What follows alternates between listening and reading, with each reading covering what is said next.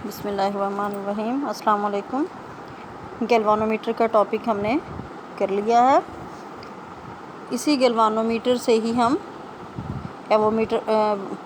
ओम metre बनाते हैं, वो पढ़ेंगे। उससे पहले है हमारे पास एग्जांपल 14.6।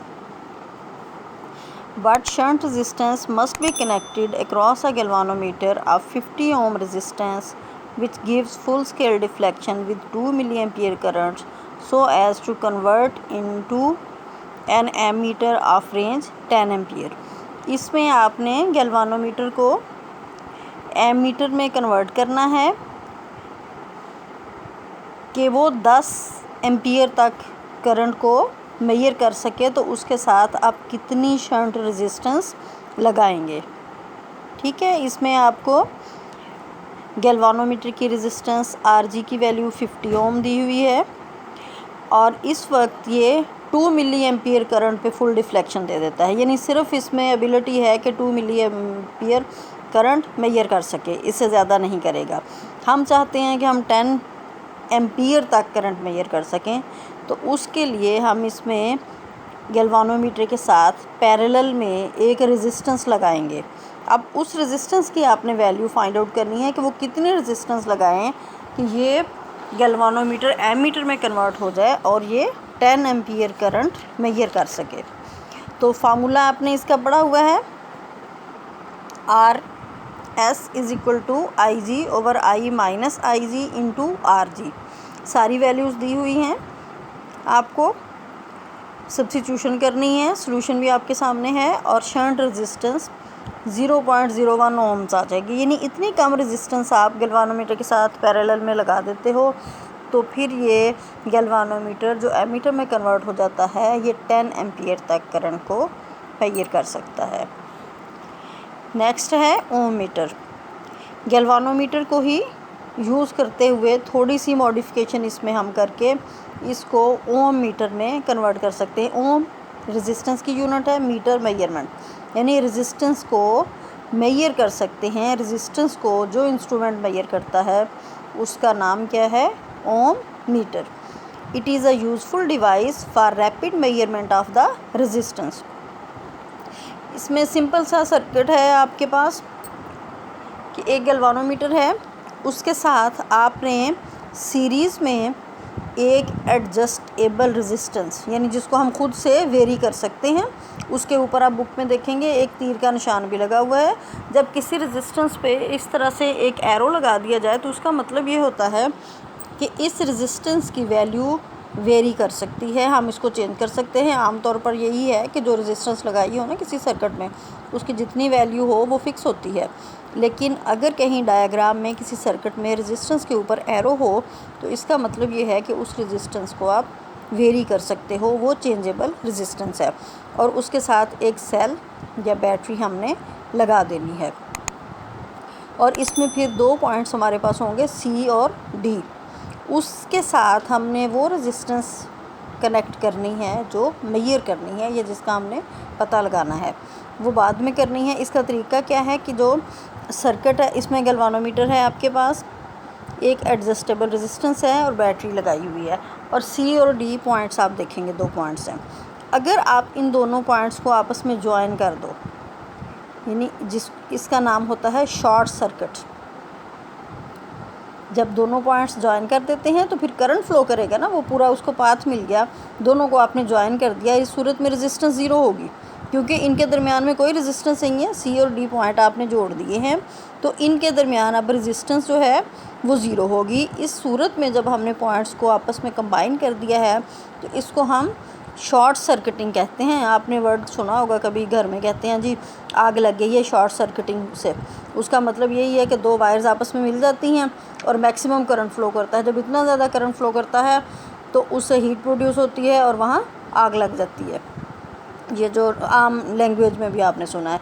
तो यहाँ तो आपने इन दोनों पॉइंट्स को मिला दिया तो रेजिस्टेंस 0 हो गई। इसको हमने शॉर्ट सर्किटिंग कहा। इसमें R की वैल्यू आपके पास 0 होगी, तो इस वक्त गैल्वानोमीटर में फुल स्केल डिफ्लेक्शन आएगी। तो इस एक्सट्रीम पोजीशन पे जहाँ पे गैल्वानोमीटर का पॉइंटर रुकेगा, उस पे आपने एक मार्क लगाना है 0 का। वहाँ निशान लगा दिया आपने 0। अब क्या करना है आपने कि फिर उसके बाद दोबारा से टर्मिनल्स को आपने खुला छोड़ देना है। तो फिर देखेंगे कि गैल्वानोमीटर की नीडल कहाँ पे है। जहाँ पे अब होगी हम उसको एक्चुअली तो 0 समझेंगे ना कि अब इसमें से कुछ नहीं है, लेकिन यहाँ थोड़ा सा आपने इसमें कंफ्यूज नहीं होना। ये बनाते वक्त इसकी एडजस्टमेंट ऐसे की गई है कि जब दोनों पॉइंट्स को आपस में मिला दिया, मैक्सिमम करंट फ्लो किया, लेकिन चूँकि रेजिस्टेंस आपस में उन पॉइंट्स के दरमियान 0 थी तो उस पॉइंट को आपने 0 से मार्क कर दिया।